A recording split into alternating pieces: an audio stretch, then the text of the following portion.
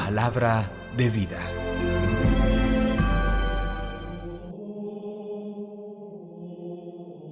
Del libro de Isaías, capítulo 55, versículos 10 al 11. Esto dice el Señor: como bajan la lluvia y la nieve desde el cielo, y no vuelven allá sino después de empapar la tierra, de fecundarla y hacerla germinar, para que dé semilla al sembrador y pan al que come. Así será mi palabra que sale de mi boca. No volverá a mí vacía, sino que cumplirá mi deseo y llevará a cabo mi encargo. Palabra de Dios. Te alabamos, Señor. Salmo 65.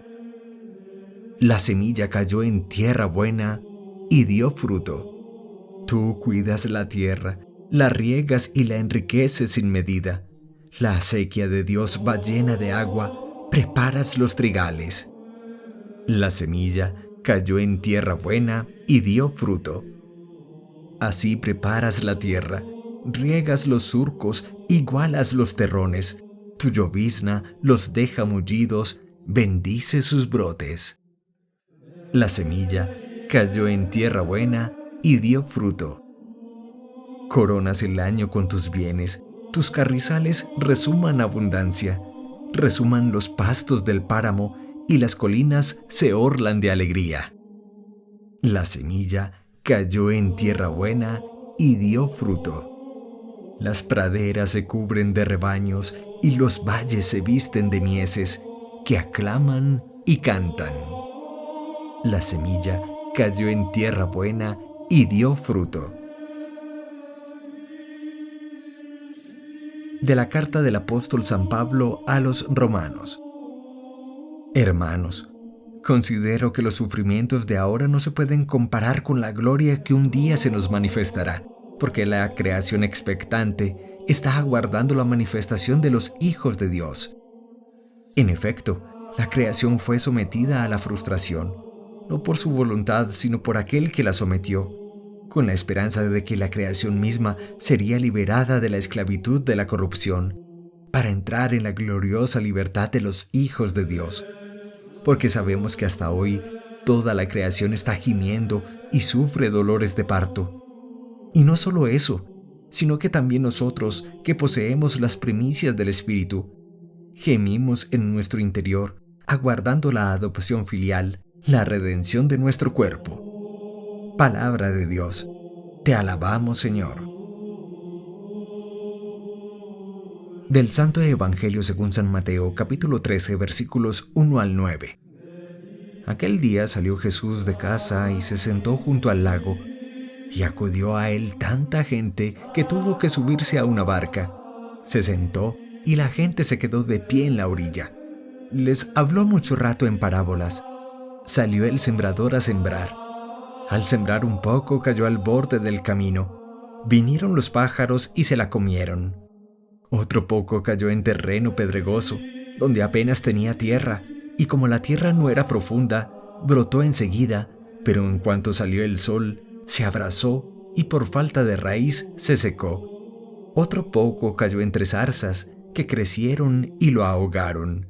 El resto cayó en tierra buena y dio grano. Unos 100, otros 70, otros 30. El que tenga oídos, que oiga. Palabra del Señor. Gloria a ti, Señor Jesús. El Señor los bendiga a todos. Más allá de que estamos en el llamado sermón parabólico del capítulo 13 de San Mateo, encontramos que a lo largo de los 4 evangelistas se repiten cerca de 40 parábolas por parte de Jesús, en quien sin lugar a dudas es un maestro de este género literario, la parábola, historias, narraciones, que a partir de personajes, lugares, situaciones comparadas, nos llevan a enseñanzas profundas para la vida, moralejas que nos indican que podemos vivir sabiamente de otra manera. Hoy encontramos en una primera idea que estamos llamados a ser más sembradores que cosechadores. Nuestro trabajo en el anuncio del Evangelio es sembrar la semilla de la palabra, del gesto, de la acción compasiva de Jesús entre los hombres, sin atenernos mucho al resultado final, que en definitiva es obra de Dios en los corazones. Podemos afirmar el poder intrínseco, profundo, grande de la semilla que es la palabra de Dios, que es el mensaje sabio de Jesús, capaz de renovar y de transformar historias y vidas. Y nos toca simplemente ser eso, como se inicia la parábola. Salió un día el sembrador a sembrar. No dejes en el seno de tu familia, en el caso mío como sacerdote con ustedes, comunidades, en el caso de un profesor con sus alumnos, en el caso de un empresario con sus trabajadores, no dejemos por nuestro ejemplo, nuestros gestos de compasión, nuestras palabras de esperanza, de sembrar la semilla de Dios en el corazón de las personas. En un segundo momento encontramos que la fuerza del Evangelio es incontenible, más allá de los desánimos, más allá de la aparente y entre comillas debilidad que pareciera tener el Evangelio en una sociedad que ya no se precia de tener una cultura de cristiandad. Hoy sabemos que asistimos a un cambio de época.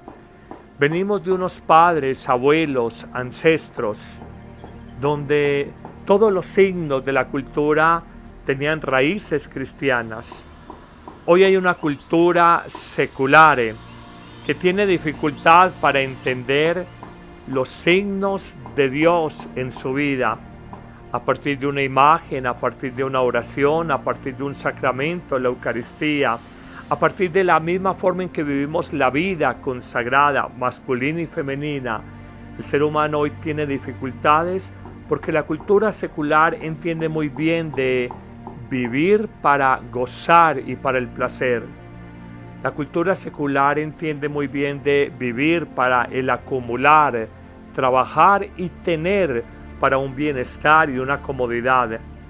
La cultura secular entiende muy bien de vivir para el poder, la imagen, la fama, el prestigio social y humano. Y el Evangelio maneja otras categorías, otras claves, otras coordenadas en la vida. Hoy encontramos, por ejemplo, en los grandes medios de comunicación social, el tinte amarillista, el tinte sensacionalista, la mala noticia que es titular de prensa. Por el contrario, el Evangelio que es buena noticia, el Evangelio que quiere reseñar y poner reflector, luz, donde hay bondad, donde hay sencillez de vida, donde hay perdón, donde hay generosidad y amor. Eso hoy nos cuesta volverlo titular de prensa, noticia de primera plana. Es el mundo que nos ha tocado vivir y hoy descubrimos esta realidad.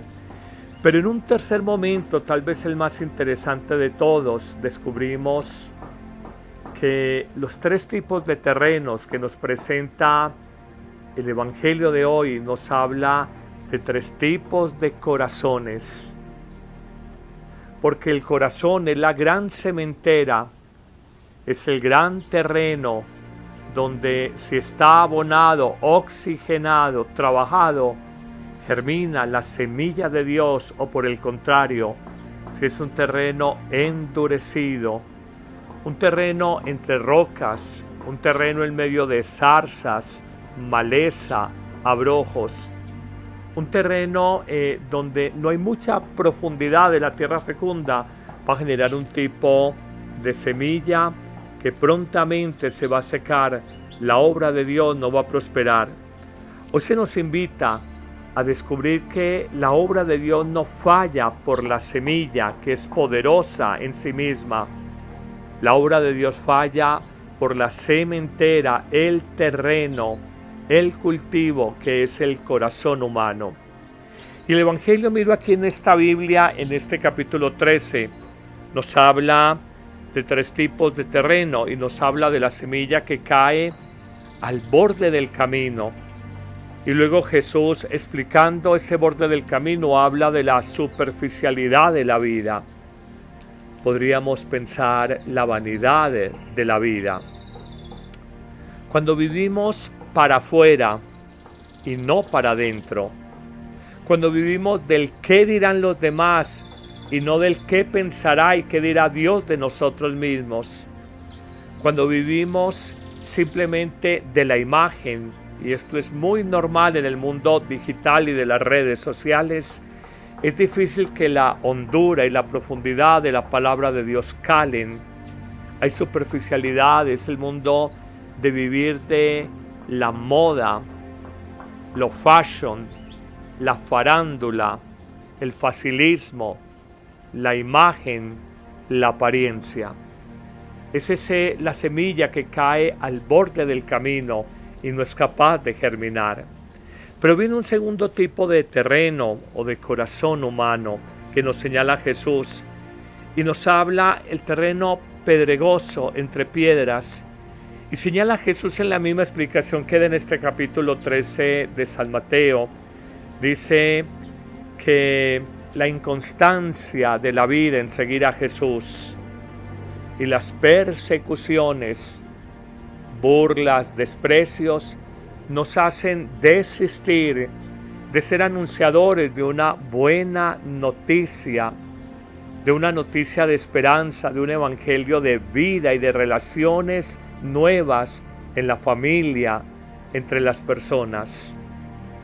Cuando hablamos de la inconstancia, recuerdo de mi madre que siendo niño me decía: la constancia vence lo que la dicha no alcanza.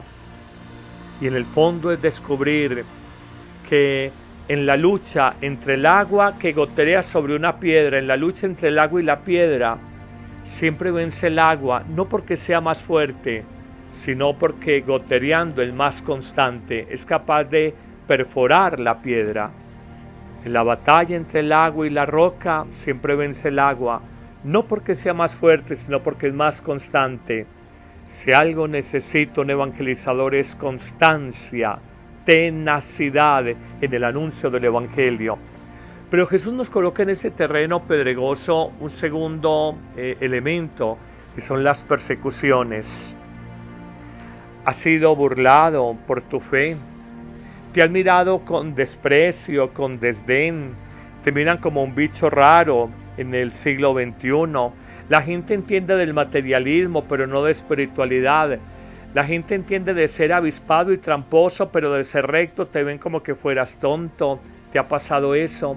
¿Has vivido incluso persecuciones por tu fe, como las que hoy vivimos los sacerdotes en la iglesia?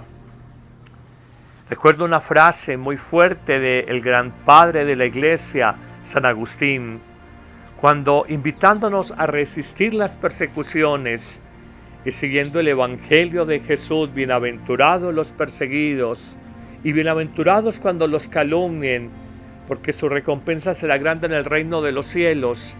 San Agustín hace esta afirmación: la fuerza espiritual de un hombre no se mide solo por el bien que hace a los demás, sino por el mal y la persecución que resiste de los otros.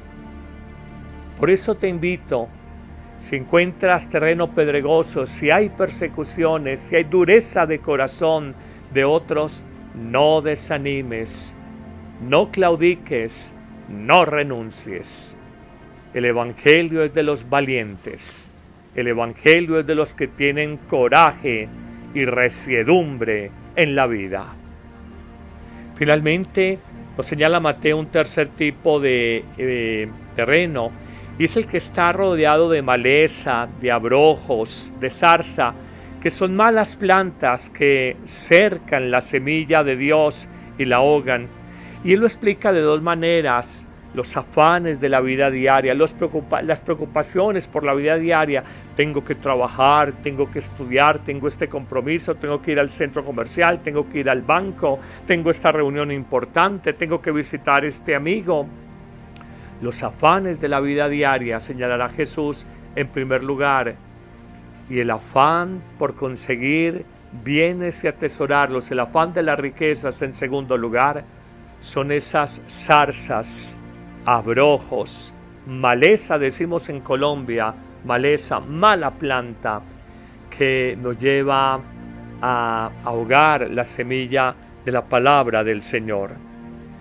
Tu corazón, hoy te pregunto, ¿es tierra estéril? Porque es superficial allí donde cae la semilla, porque está entre piedras, porque está rodeada de maleza. O tu corazón, como señala el final de la parábola, es tierra abonada, porque allí crece fecundamente la semilla de Dios. Y cuando en los mejores terrenos de Israel hace 2000 años, una semilla alcanzaba a producir 7 veces en los mejores terrenos, aquí nos muestra el Evangelio una cosecha sobreabundante, desmedida, impresionante.